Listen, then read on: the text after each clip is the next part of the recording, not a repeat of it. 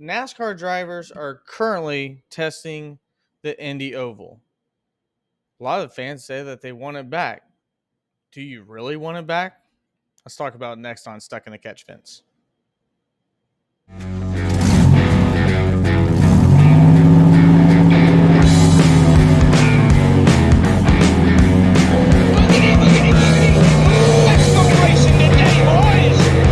What's going on, guys? My name is Ryan Peters. Thanks for tuning in to Stuck in the Catch Fence.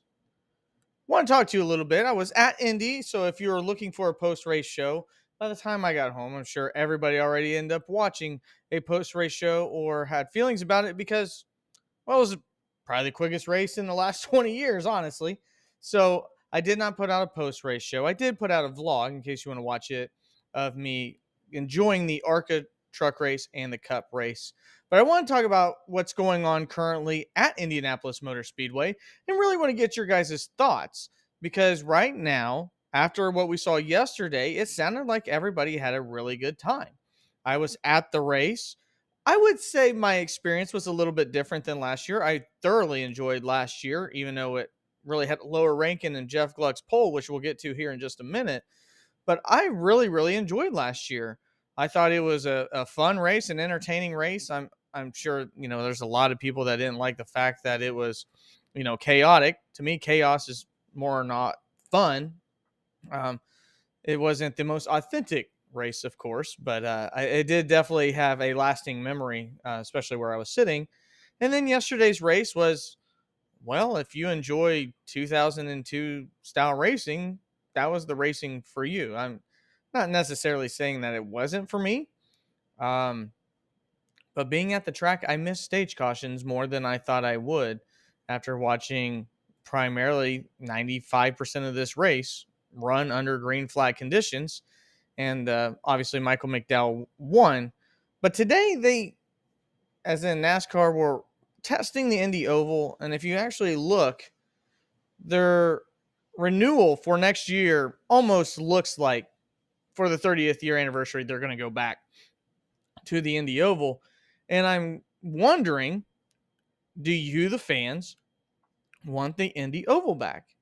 So I did some research and I actually found a poll by Pete Pistone. I think that name's correct. I don't want to mispronounce it, but it will pop up on the screen here, where 80% of you want the Oval back.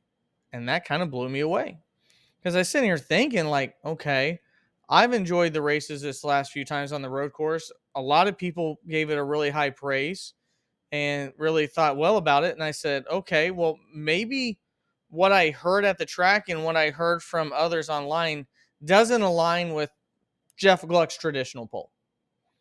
So I did just that. And I went and looked at Jeff Gluck's poll that he posted today. And, thousands of people voted on it. And as you can tell, 73.2% of people enjoyed the race. And I go,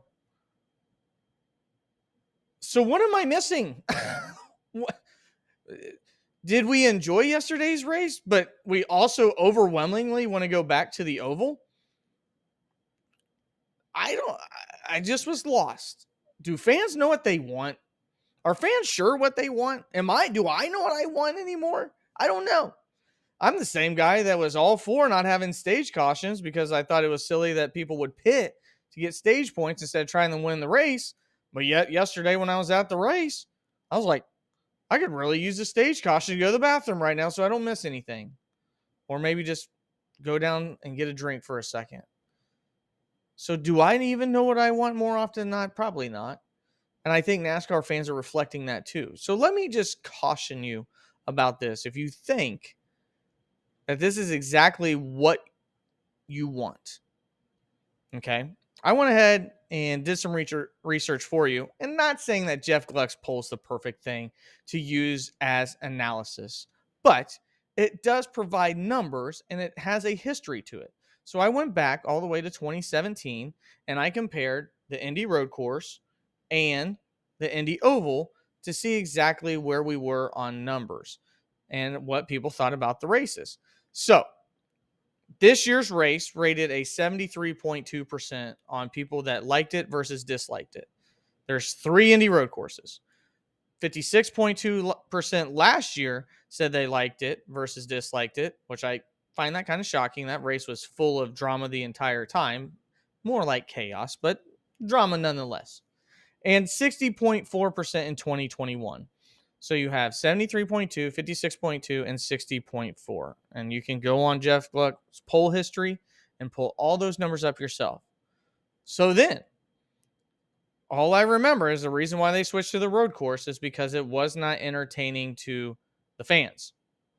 That's all that's in my memory hole. What does Jeff Gluck's poll have to say? Well, in 2020, the race was at 63.7% favored. 2019, pretty close to the same, 64.3. And then getting out of the 550 horsepower package, so that might have something to do with it. In 2018, it was 73.2. In 2017, it was 70%. So let me put it this way. The highest of the road course and the oval are exactly the same at 73.2%. The lowest for the road course was 56.2, and the lowest for the oval, at least going back to 2017, was 63.7. So there is a variance there. But at the end of the day, the best road course race, at least by these statistics, is the same as the best oval race. So then I went back and did a little bit further research. All we do is hear about fans bitching about attendance. Yes, you fans, the people, not maybe you listening right now, but definitely the people on social media going, oh my God, there's nobody there. How terrible, how tragic. Yet you're not there either. I don't know why you care about how many fans are there if you yourself are not going. I maybe be able to complain about the fans yesterday because I went, but I didn't do that, except for the one fan that had the very rude daughter and, well, wouldn't allow me to stand next to the barricade. But that's a different story. You know who you are. So, the inaugural race, okay, almost 30 years ago. Next year will be 30 years. In 1994, won by Jeff Gordon.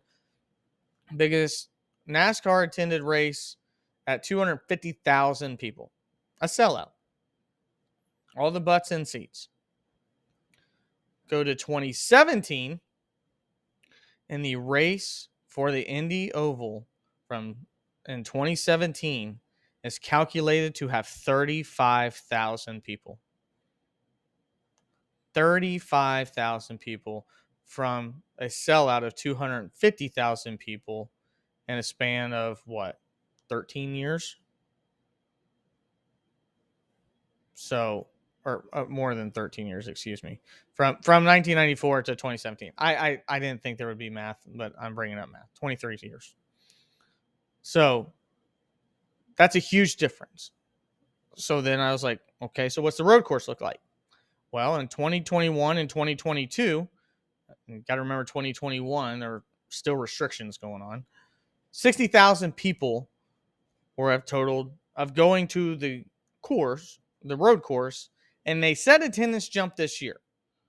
And I'm not trying to toot what NASCAR is saying, but me and my brother-in-law, or my brother-in-law and I, for you grammar freaks, definitely noticed the infield was packed compared to last year. It definitely, with our eyeballs, felt like it was much more attended than the previous year. And there was a ton of stuff to do this year. I mean, it was overwhelming. And you can see that on my vlog if you'd like to. So we've had the number spike in attendance. We've had viewership go up. Yet 80% of people say they want the oval back, even though when you ask if it's an entertaining race, they're really the same. And even if you look at the Indy Star article posted, fans, while going to the 2022 race, stated that they wanted to see something different as well. So in a matter of 1 year, we've completely flipped the script? Or is that from people that never went and it's better to watch at home? I don't know. Because again, we just had the highest rated road course of all time for the Indy road course. What if NASCAR got it right for your viewership by not having stage cautions. What if this is the closest thing we'll ever get back to traditional NASCAR racing by not having stage breaks? And you get a true outcome winner like Michael McDowell dominating, and it comes down to strategy like we saw. Well, go back to Indy, go back to not having hardly any horsepower compared to 2017. Maybe right back to where you were, 35,000 people by a couple of years. It will be more than that if they, and probably when they do the Oval next year. I will preface it by saying that. But let me ask you this, NASCAR fans. Were you the same NASCAR fan that wanted North Wilkesboro to come back? Was that you as well?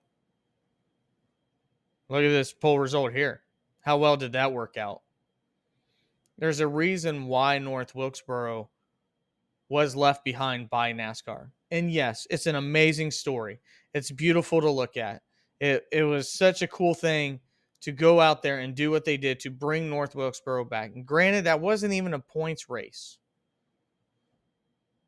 But you voted with your clicks that you didn't enjoy that race very much either. The same people that go, oh yeah, I remember this is the same track where more than 80% of the field got lapped one time. Are we that forgetful? That's my question to you. Are we that forgetful? And for the people that saying the Brickyard 400 is a crown jewel race in this sport, don't tell me that if 35,000 people are showing up. Could you imagine watching the Masters and 20% of the 18th green is full of people? No. The World Series, the NBA Finals, like 30,000 or 30% of fans show up. The Super Bowl, where there's nobody in the top of the stands. If fans really felt, and that's who makes it a crown jewel, is the fans, because they do show up for the Indy 500, the same exact track, which more often than not even as great racing, in my opinion, for the Indy 500. Nobody shows up to the Brickyard 400, so don't tell me it's a crown jewel. It's at a crown jewel location, but in this sport, it's just not a crown jewel. The fans don't show up. They show up to Darlington. They show up to Daytona. They show up to a bunch of other races. Brickyard's not one. Is this what you really want? Because I'm telling you, if this is what you get, you better support it. Because you're taking away something that NASCAR might have finally actually figured out, at least by your votes, on something you enjoy. So whenever they're running 400 miles next year, still looks empty on TV, because I know a lot of you care about that for some reason, even though you don't go. And the leader ends up winning by 6 seconds. God forbid it be Kyle Busch or Martin Truex Jr., because we see how they poll whenever they win. William Byron. I'm just saying. We wanted the same for North Wilkesboro.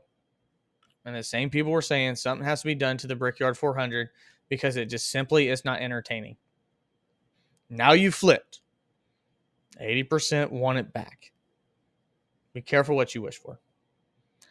If you agree with me, feel free to comment below. Or if you disagree, let's have a conversation about it. I'd love to get your true opinion.